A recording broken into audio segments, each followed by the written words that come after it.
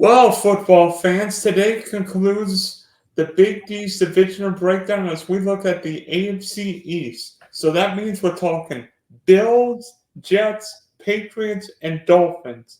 Before I bring it out to talk his beloved Dolphins division, please subscribe, like, and share the Spunky Spectrum Sports YouTube page where it might be football, might be baseball, might be Hurricanes. I don't know what will appear. Also, check out the Big D podcast for the audio listeners, Spotify and Apple.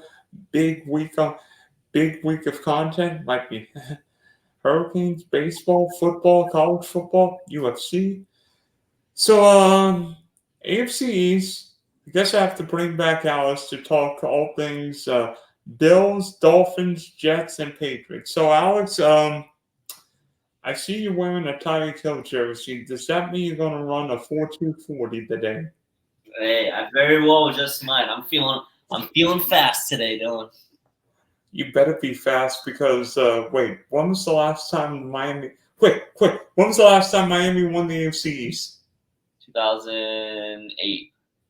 Yeah, correct. Because that was the year Tom Brady got hurt, and somehow Champ Pennington beat the Jets in his return to the medal.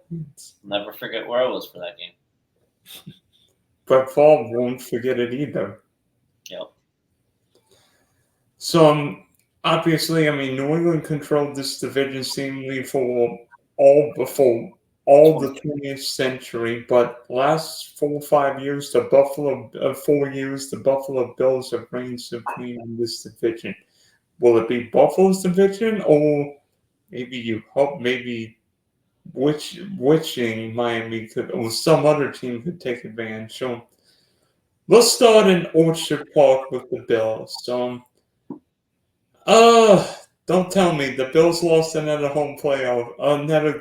playoff game to the Chiefs. Why? But changes in Buffalo. Steph Diggs is now in Houston. Gabriel Davis is in Jacksonville. Some new additions. Curtis Samuel is in Buffalo. Khalil Shakir may be ready to take a step. And then, of course, Buffalo drafted Keon Coleman with an early second-round pick in April's draft. So, what do you think about the Bills' new look of wide receivers? Yeah, it's definitely going to be a change. Obviously, Stephon Diggs for all the drama that he brought to a NFL offense. He also brought skill, and you can't deny that. Gabe Davis was a really strong utility player for them who, I think grew into kind of the adjunct number 2 receiver, just kind of based on a lack of any other option. So, obviously moving on from there, you knew they were going to bring in some reinforcements. Listen, this whole episode, I'm going to try and be as unbiased as possible. It's going to be very difficult, but you just got to look at raw talent. I'm sorry, but Curtis Samuel and Keon Coleman are not going to give you the production that Stephon Diggs and Gabriel Davis were able to give you for the last couple seasons. Honestly, they brought in Mac Hollins, and I think that was one of the most impressive signings in the receiver room that they brought in all year. He was a stud for us in Miami. He's a fan favorite for every team he goes to. I think he spent some time in Vegas, maybe even Atlanta. And I think the Bills are going to be really happy to have Mac Hollins. He's a great special teams player. I think he caught one of the most famous passes in Miami Dolphins' recent history when Ryan Fitzpatrick almost had his helmet yanked off against the Vegas Raiders. But, it's definitely a new look offense, new look receiver room. Just based on talent alone, you have to have at least some sort of hesitancy. But the great thing for the Buffalo Bills is that number 17 they've got throwing the ball.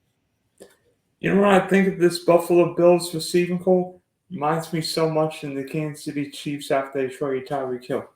And yes, receivers help you win Super Bowls, but you know who wins Super Bowls? The guy throwing the ball. And they're already better than 17. I mean, we can poo-poo Josh Allen because he hasn't been to the Super Bowl. It's not Josh Allen's fault that the Bills haven't been to the Super Bowl. That guy's awesome. I mean, whether throwing the ball, running past defenders, hurdling linebackers, or throwing his shoulder in there against 350-pound nose guards. Josh Allen can do anything. In fact, I think he could fly the plane. Yeah, obviously it's Josh Allen. I mean, I think he's pretty much a consensus top 2, top 3 quarterback in the league. I don't really think anyone's going to question that at this point. The big question mark when it comes to Josh Allen, I'll give you 2 question marks, and I think they're the number 2 question marks that are really going to revolve around this Buffalo Bills team this season. His interceptions. He's got to limit his interceptions. I mean, obviously, you want a quarterback. He's got a big arm. He's going to want to take chances. But there's interceptions that I've watched Josh Allen throw where it's like, it's one of those where I'm almost looking at, I see it out of Tua plenty of times where it's like, where were you even looking there? Like, how is that the read that you decided to throw it? I mean, sometimes he throws some head-scratching balls that get picked off. And, I mean, the stats don't lie. His interception rates have been higher than most elite quarterbacks in the NFL. And the other thing is just the playoff hump. I mean, obviously, since the Brady and Belichick run has ended, the Buffalo Bills have been pretty comfortably in the driving seat in the AFC East. I mean, obviously they had to make some pretty big strides to catch up to Miami at the end of last season, and they were able to make it happen, and all props to them. But, it doesn't matter if, Buffalo Bills fans are looking for one thing, and they're looking for one thing only, and that's a Super Bowl.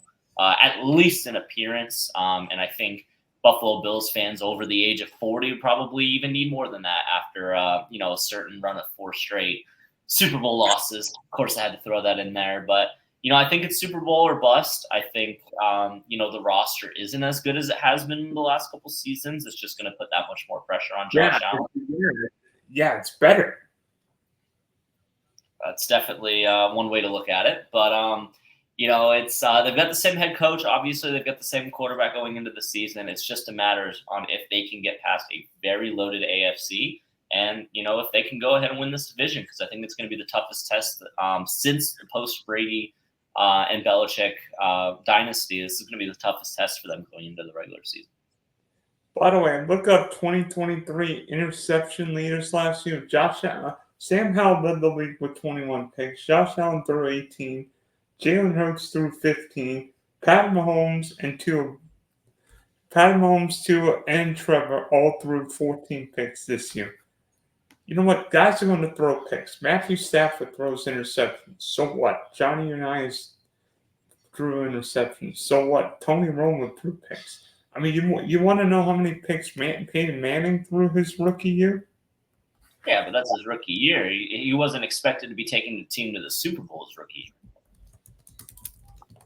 And Peyton Manning at that point in his career hadn't underperformed in playoffs. And I mean, this team has been Super Bowl or bust for the last 3 seasons. I understand that, good quarterbacks can throw some interceptions, but you told me he's the number 2 guy in the league when it comes to interceptions last season behind Sam Howell. I mean, you don't want to be in a top 2 category with Sam Howell. But just if I'm again, trying to be as unbiased as possible. I know interceptions are a problem with Josh Allen. I've seen it against the Dolphins. I've seen it against other teams, especially in, important games. And, it's going to have to be something that you limit going into the season. But, I kind of made a hint at it earlier, Dylan. I'm curious on your opinion because I think, there's no point to ask me this question, but are the Buffalo Bills jinxed? I mean, they go to 4 straight Super Bowls. I mean, Wide Right has got to haunt Buffalo Bills fans, for decades. I mean, I think it still haunts them to this day. I mean, are the Buffalo Bills a jinxed franchise? No. I think the Bills are an unlucky franchise more than anything. I mean, if Scott Norwood's kick had gone through the uprights against the Giants, the Buffalo Bills might have been the dynasty of the 1990s. Instead, the kick misses, and the Bills lose 4 straight Super Bowls. And now, I mean, Josh Allen and the Buffalo Bills have been unlucky the last 4 years. I mean, they faced Pat Mahomes 3 times, Joe Burrow the other time. And in 3 of those games,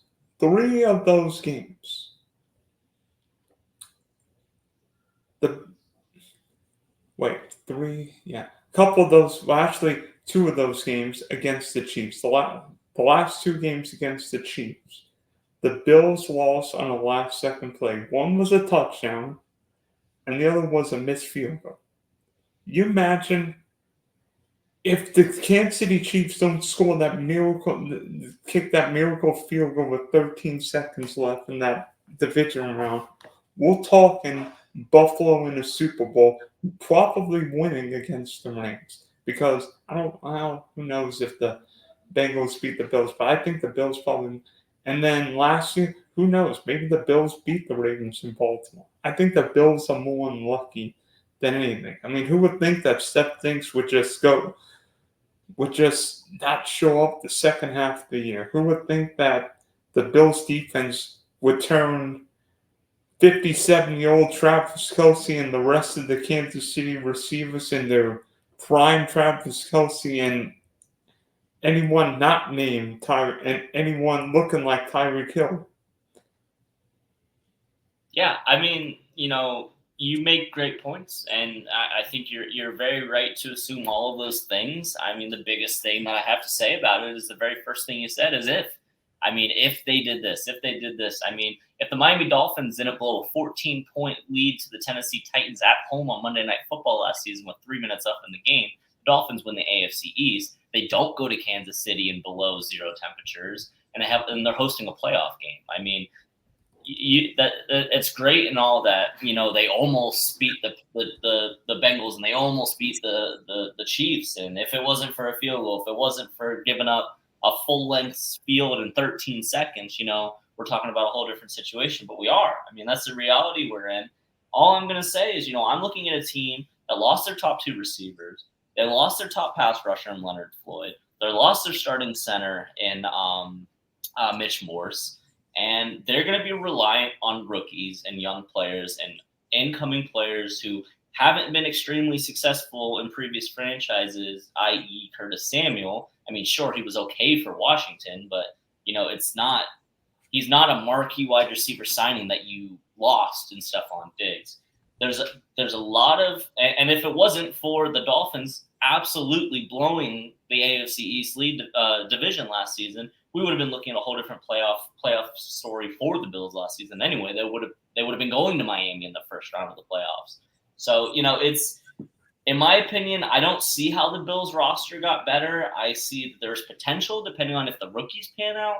But I see a lot of I didn't even talk about Micah Hyde coming over to Miami. A stalwart in that, and Tre'Davious White. I mean, the secondary lost a bunch of pieces on top of that. I mean, there's a lot of replacements that the Bills made that have the potential to be successful, but we're just going to have to wait and see. And that's a lot of new pieces that you're going to have to gel, in a season and in a sport where you don't really have enough time to get acclimated. Every football game matters, and you got to come out week one ready to win. And, it's just going to be a testament to Sean McDermott and how good he can coach those new guys. And it's going to be up to Josh Allen to be the special quarterback that we've seen. I'm not going to take that away from Josh Allen. He's an incredible talent. But as I kind of said a couple minutes earlier, I think this is going to be the toughest test for the Buffalo Bills going into a regular season they've had post Brady Belichick era. By the way, we've seen with recent Super Bowl teams, Tom Brady with Rob Gronkowski, Patrick Mahomes with Travis Kelce. I think Dalton Kincaid is quickly, with your response, is a huge key to the Buffalo's success this year. Yep. Totally agree. I'm honestly surprised that this is the first we've mentioned the Bills tight ends. I mean, even Dawson Knox is very serviceable. But yeah, Dalton Kincaid, he's a great weapon. He's definitely, I'm sure, going to be a big factor when it comes to Josh Allen's safety blanket on third downs and must-have plays. So, he's a great piece. They've got some talent on the team for sure. Do I think that they're more talented than they were last season? No. Do I think that they were lucky to win the division last season? Yes. So that being said, it's going to be a test, and I think this is the best that the AFC East is going to have. It will look this season in possibly 25 years. By the way, two keys for the Buffalo defense. Matt Milano is coming off a leg injury, and hopefully for the Bills' sake, Von Miller is close to his best. Yeah, I mean, those are two guys who, obviously are very useful to have on that defense when they're at their best. As long as Von Miller's not in another, off the field issue, and Matt Milano's not trying to be a dirty player and hit players after a whistle, which we've seen on time and time again. But I digress. Definitely need them to be playing clean and at their best. But let's move on. I'm tired of talking about the Bills. Let's go to another team I hate. Let's talk about the New York Jets. Wait. What's up? What? You gotta say it the way the Jets fans will. All right. Jets. Suck. All right. So New York Jets fans have all the hope in the world.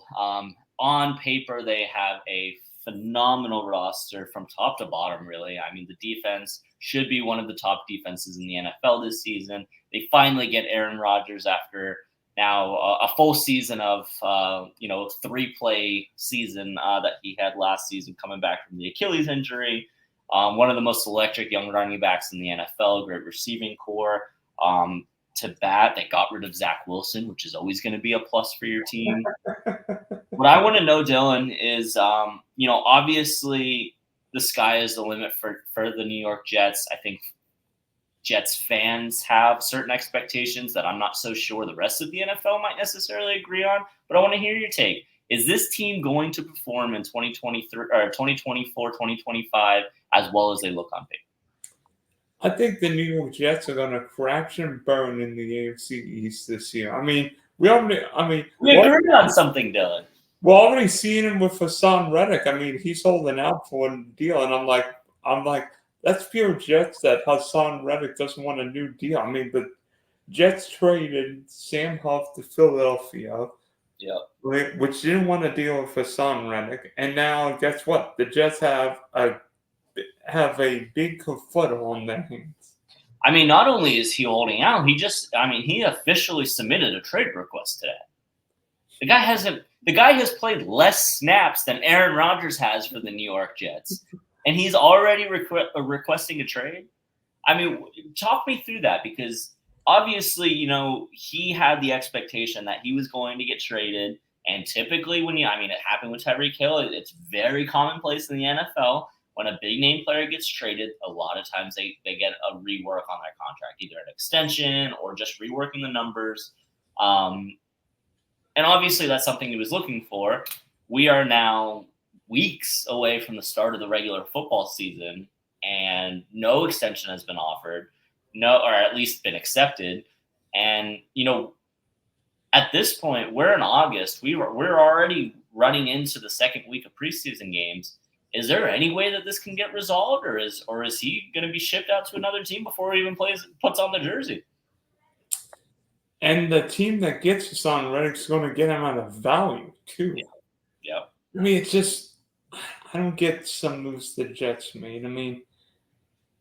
By the way, speaking of the Jets, quickly, will Aaron Rodgers last more than 4 plays this year? Yes, but he will last more than 4 plays. I would be cautious if I'm Jets fans, because my whole thing is I didn't have the most confidence in Aaron Rodgers going into last season. I thought at the tail end of his Green Bay Packers career, it seemed like he was kind of losing a step. I'm not going to say he was to the point to where Drew Brees was at the end of his Saints career, but I was noticing a less talented Aaron Rodgers at the back end of his Packers time. Now you're telling me he's 8 years old? I don't even know how old he is. Coming off a blown Achilles that he may or may not have rehabbed too quickly. He was trying to get back for last season if they were in any sort of playoff position, which they weren't, obviously. But, he tried some new techniques. I don't have faith. I have faith that Aaron Rodgers can stay healthy. I don't know if I have faith that Aaron Rodgers is going to be the quarterback that the New York Jets think that they signed. He's got the Achilles. He wasn't very mobile in the first place, but that's got to be all but gone now that he's got the Achilles injury. And I would be nervous if I'm Jets fans looking at my quarterback situation. I don't trust this Jets offense because Aaron Rodgers is coming off a torn Achilles, and even in his last year in Green Bay, he lost. In the last couple of years, home playoff games. He lost to 49-year-old Tom Brady, Jimmy Garoppolo with one arm, and Jared Goff outdoors in Green Bay. I mean, if we're getting prime MVP Aaron Rodgers, fine, but I don't think this Green Bay team. I don't think Aaron Rodgers is the same player. I think the New York offensive line scares the living bejeepers out of me in a bad way because they've got two 30-something-year-old tackles with injury history. And Morgan Moses, and who's the guy from Dallas?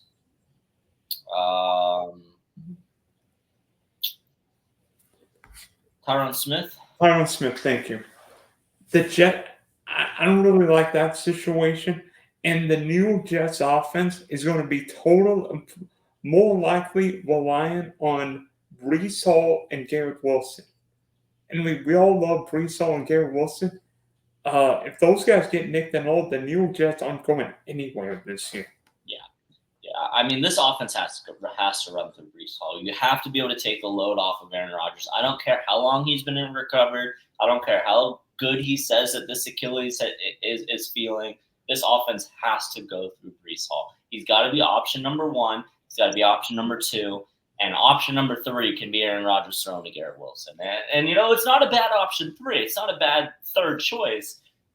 But we saw Breece Hall get hurt last season. We also saw Breece Hall put up electrifying numbers when he came back for the last 4 or 5 weeks of the season last season, especially if you're a fantasy football player. But there's too many question marks for this team. I don't know if Robert Saleh is the guy to lead this New York Jets team moving forward. I think he might have some questions to answer by the end of the season, especially if they end up in a 7-10, 8-9 type spot, which I kind of think that they're going to end up. I would very happily take an under 9.5 win bet for the New York Jets this season.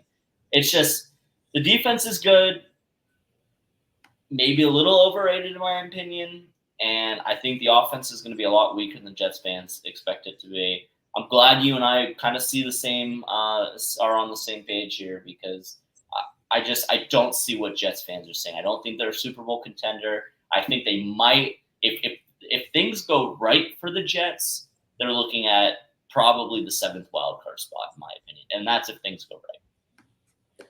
I don't think there's a chance. I don't have New York in my playoff consideration. I mean, I know Jet fans and Jet media people at ESPN may think the Jets are going to the Super Bowl.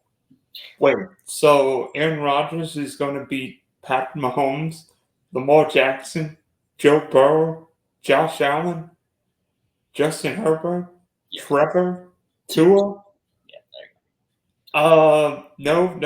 go. No. I mean, I think the Jets are going to be. I think the Jets are going to be the ultimate soap opera. I mean, you heard of what is it? The Real Housewives in New Jersey. The Jets are going to be the real football men of New Jersey this year. Yeah, it's just not.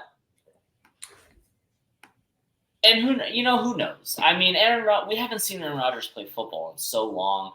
He could come back and he could be slinging the rock like he was 30 instead of 40 years old. I don't know. I just think it's too many things to overcome, especially with an offensive line that they really didn't seem to touch up that much.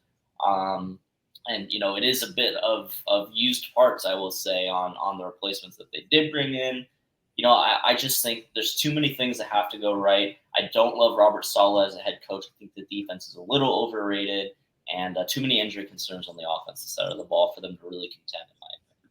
I think they've got the 3rd spot in the division locked up, but that's really just because of how good the top 2 teams are and how bad the 4th team is. Wait, so you are automatically discounting the team we're going to talk about next? Absolutely.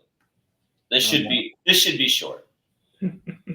I'm kidding. So, I mean, I've got a question quickly.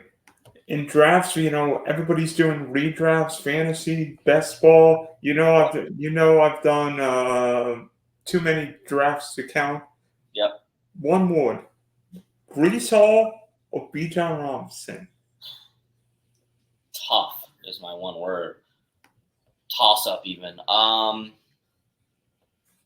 Breece Hall for the potential. I think I would take Brees Hall because he's going to get fed. Yeah. I mean, I think Bijan's going to get the rock too. My Bijan stock my faith in him has gone up in recent history, but I still have Brees Hall a little bit higher just because of how dangerous he can be if he does stay healthy. I think he averaged 26 fantasy points a game the last 4 or 5 weeks of the season after he came back from injury last season. He's electric. He's electrifying, and I think he's more dynamic than Bijan Robinson. But we'll just have to wait and see. It's a close one. It's a very close race. Hey, you couldn't go wrong with either guy, right? I agree. Yeah.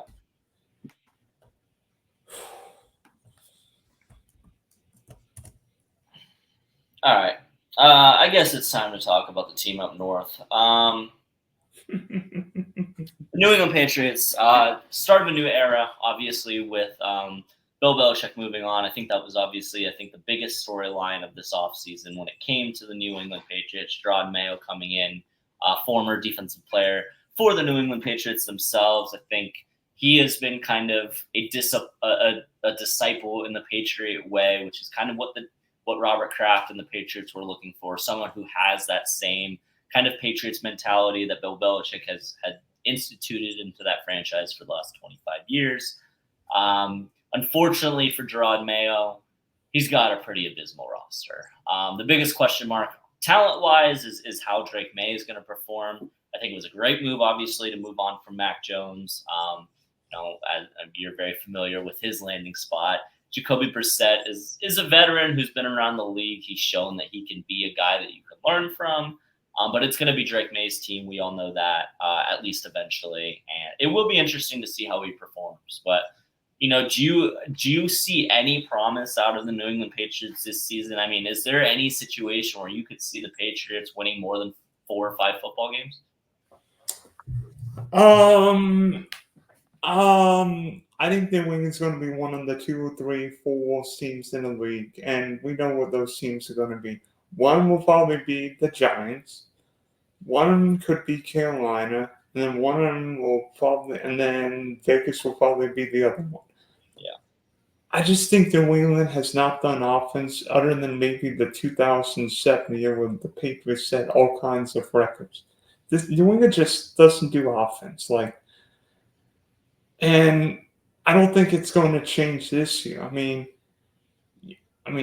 you look at New England offensively, Monterey Stevenson, good, not great back. I mean, the offensive line, awful. The wide receivers, awful. I mean, the Patriots cut Juju Smith-Schuster the other day. Yeah. I mean, that's saying something about your receiver core. And I mean, while teams what 2 or 3 teams do you think can draft and develop wide receivers the best of anyone? Draft and developers, well, definitely not the Patriots. They've been working with Publix employees for the last. I guess it would be Dollar Tree. Yeah, I was gonna think of Market Basket would be a New England grocery store, I guess you could say. But as far as best teams to develop receivers, I mean, I think Pittsburgh has developed a lot of really strong receivers for sure. Dallas always seems to have good receivers.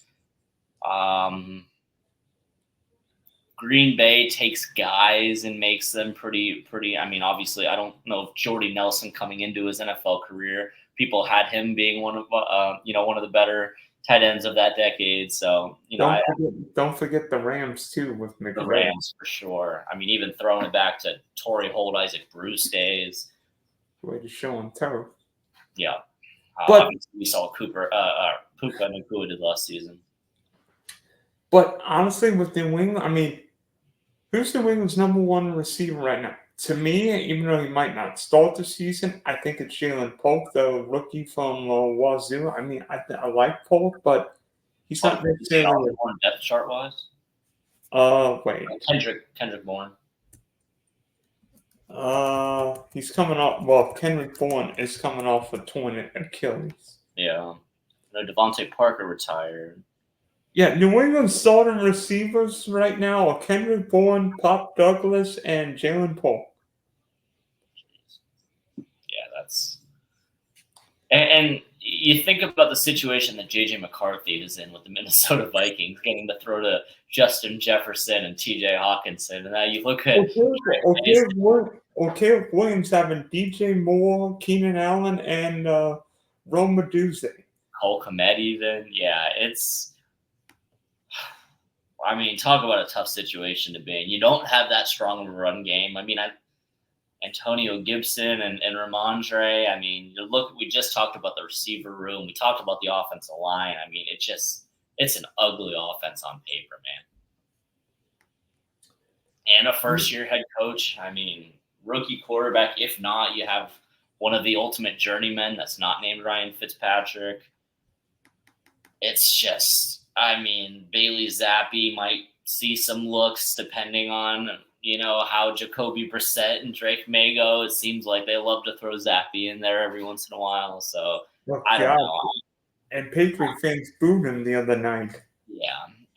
I don't see really any potential opportunity for the Patriots that put together even any sort of season this year.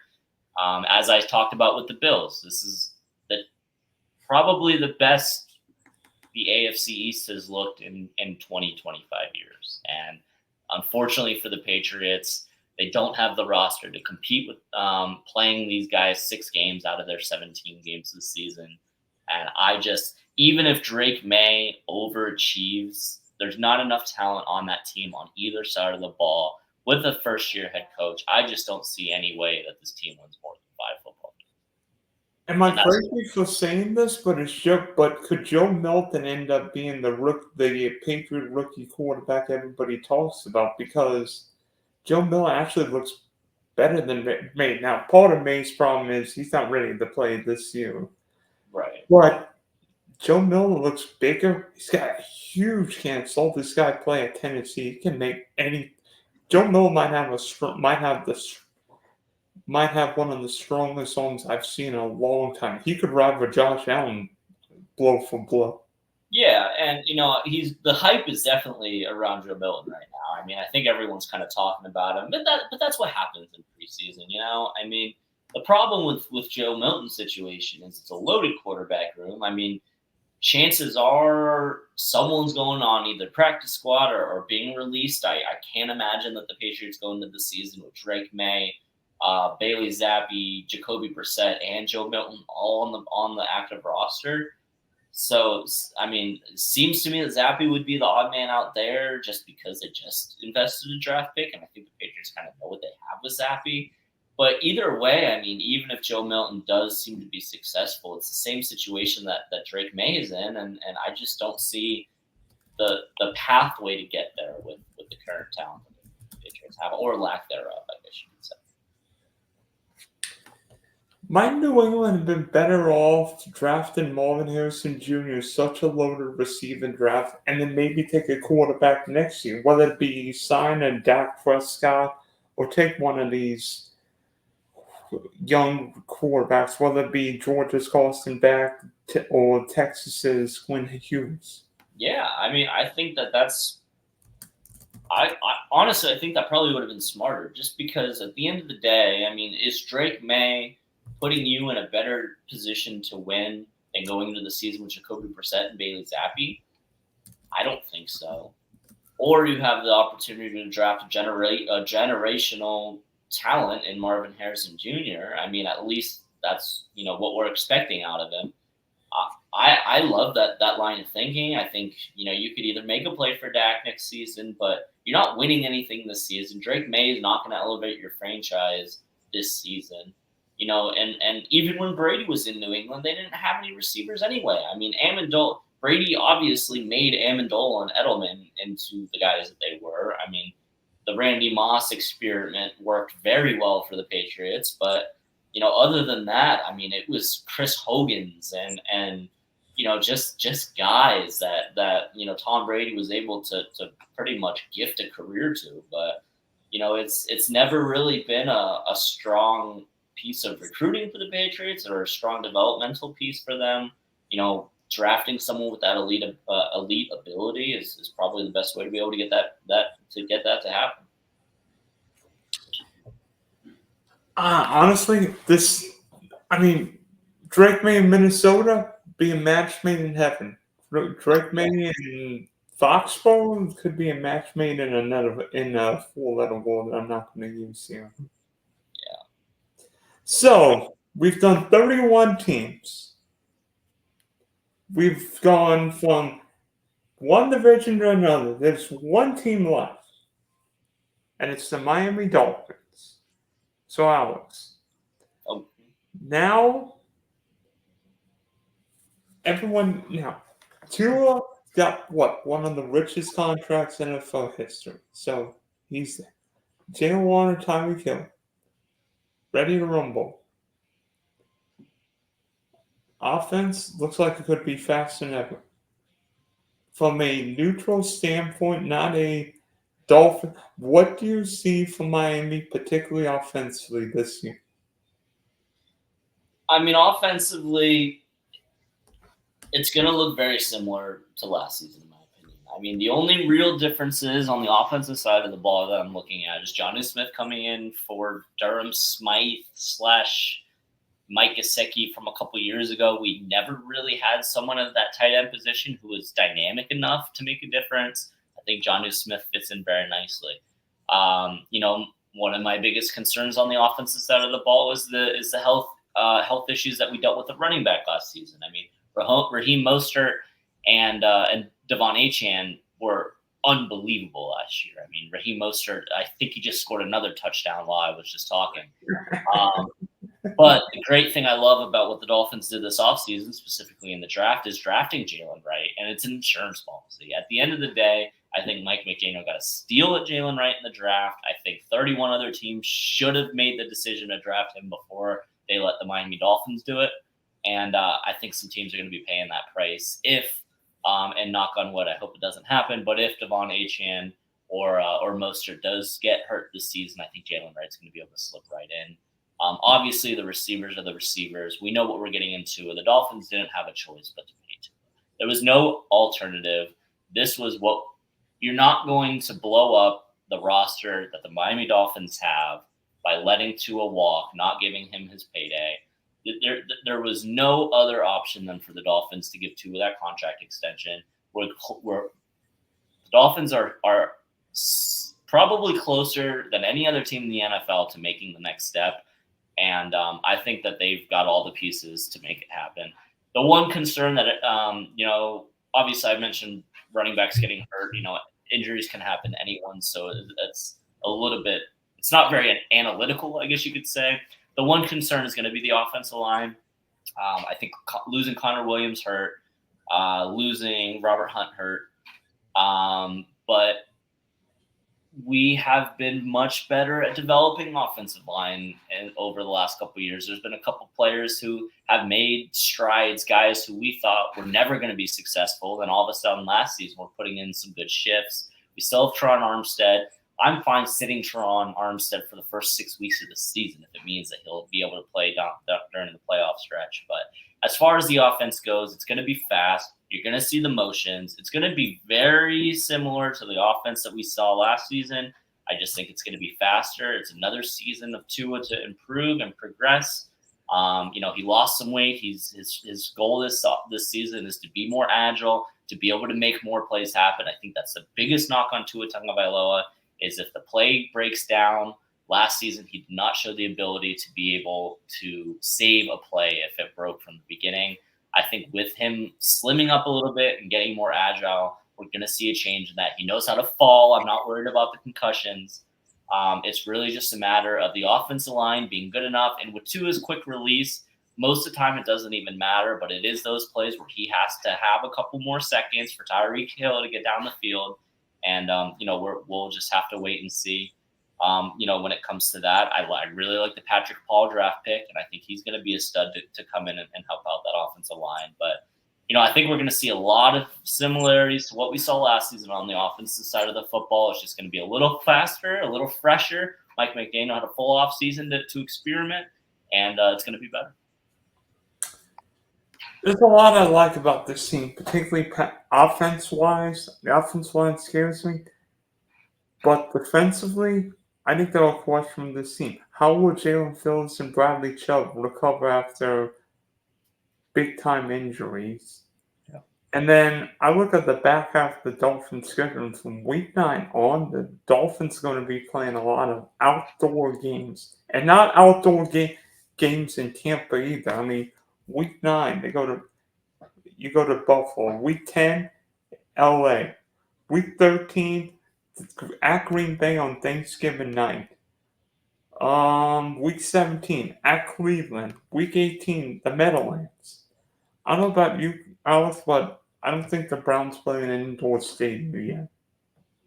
Yeah, and it's definitely a concern. There's definitely going to be some tough games down the stretch. My biggest thing to that is I think there is a very real possibility that the Dolphins start the season 7-0. What? Wait. How did the Dolphins start the season 7-0? I mean, look at this team. Look at the first 7 games of the season. You've got the Jacksonville Jaguars. I'm sorry, Dylan. The Dolphins should beat the Jaguars. Week 2 is home against the Bills. If the Miami Dolphins get swept by the Bills this season, then there's no point of having this conversation anyway. There will be a time where the Miami Dolphins will get over the Buffalo Bills hump. I think early in the season, Buffalo's got all of these new players. They're going to still be acclimating. It's a primetime game in Miami, week 2. The Dolphins are going to be hyped for that football game. I think if anyone says that's going to be a blowout in Buffalo's favor, they're crazy. It's going to be too soon. It's a Thursday night. It's a short rest game, week 2 of the season, with a Buffalo Bills team that revamped their entire team. I think there's a very strong possibility that the Dolphins win that game. Week 3, you're going to Seattle. It's a hostile environment, but the Dolphins are a better football team than the Seattle Seahawks. Week 4, the Tennessee Titans. There is a zero. I will bet my life savings that the Dolphins beat the Titans after what happened to them last season this year. Week 5, the Patriots. Week 6, the Colts. Week 7, the Cardinals. There is a very realistic opportunity. Actually, I think that's week 8 because I skipped over our bye week. But I think there is a very realistic possibility the Dolphins could be 7-0 starting this season. So wait a minute. In how many of those games did the Dolphins have the better quarterback? It looks like there's only one game they don't. I'm looking at that schedule very differently than you. I think the Jags have the better quarterback week 1. I think the Bills definitely have the better quarterback week 2. I think the Colts have the better quarterback talent-wise. Maybe not this year. And I've got Kyler Ohio, my QB. Anthony Richardson played 5 games last season. How can you say he's better than the leading passer of the NFL last season? No, I'm saying Anthony Richardson's got more talent. Tua's a better player now, but that's because we only saw Richardson play 5 games. And Kyler is better than Tua. I disagree with you there, but you've been very harsh on Tua Tagovailoa for the last couple seasons, so I'm not surprised you would say that.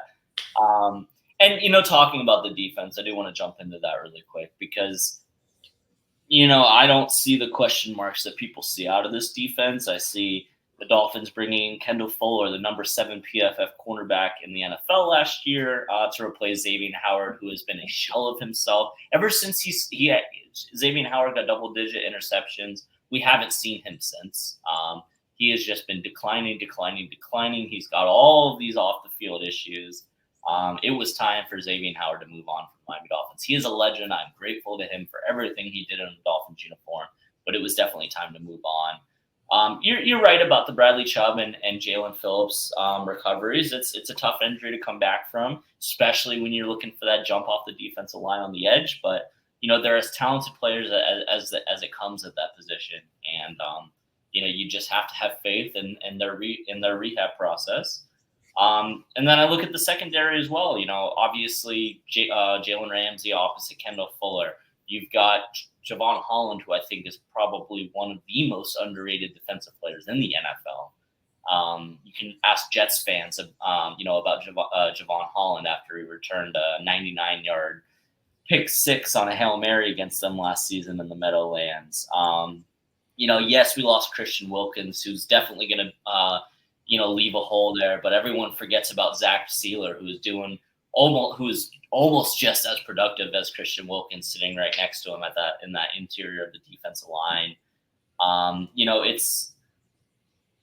It's a team that has all the potential in the world. I mean, we replaced Brandon Jones with Jordan Poyer. He has been banged up a little bit in training camp already, but he's a veteran presence in that safety position. I'd love to see him, opposite Javon Holland. We brought in Marcus May, another veteran at the safety position.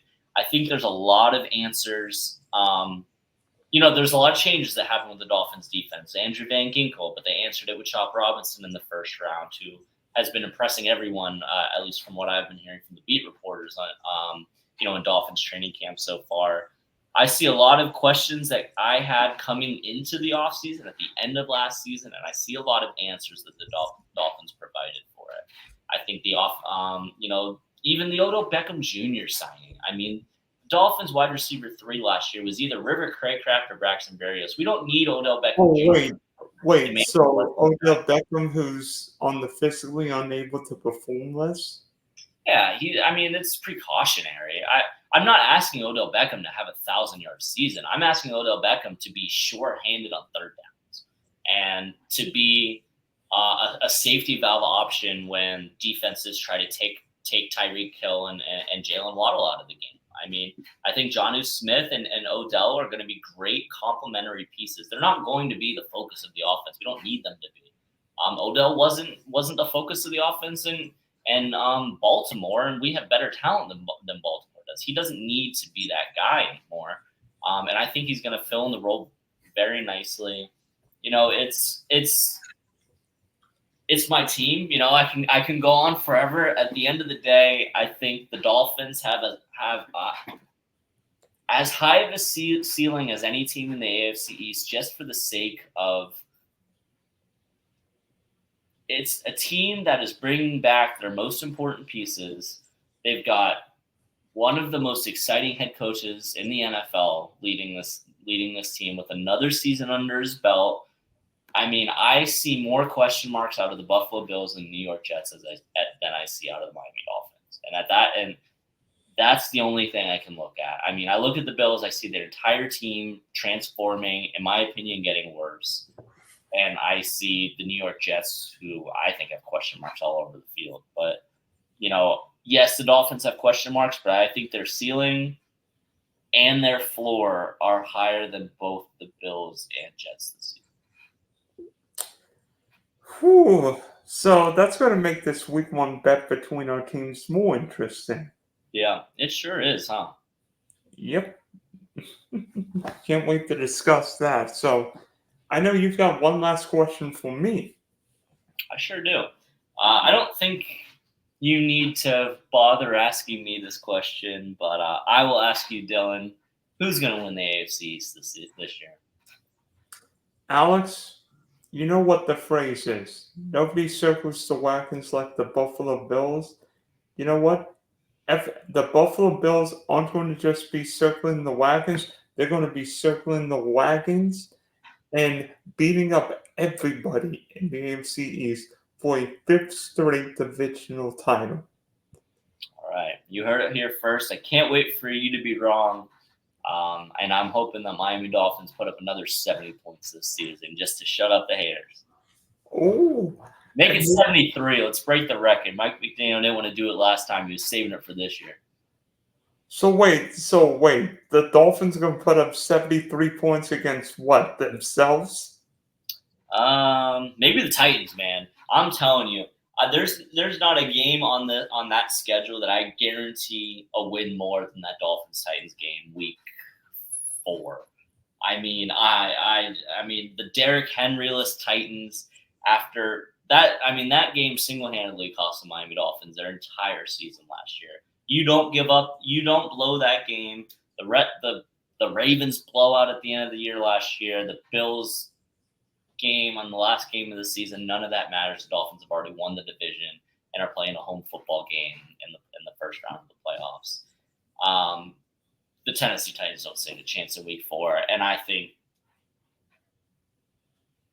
rack up the points. It hurt a little deeper because I was there, but it sure did hurt. All right, Alex. So thank you for discussing the AFC East this year. Maybe the Dolphins will actually win a division title, and we start the season with Jags Dolphins. Maybe we'll end it on Championship Sunday. That would be great. I'd be more than happy to play you guys in the AFC Championship game, Dylan.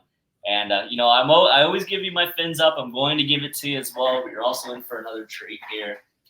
I'm gonna give you the waddle, baby. I know we're the Tyreek Hill shirt, but we're waddling all the way into the playoffs this season. Top team in the AFC East. Fins up, baby. Let's go.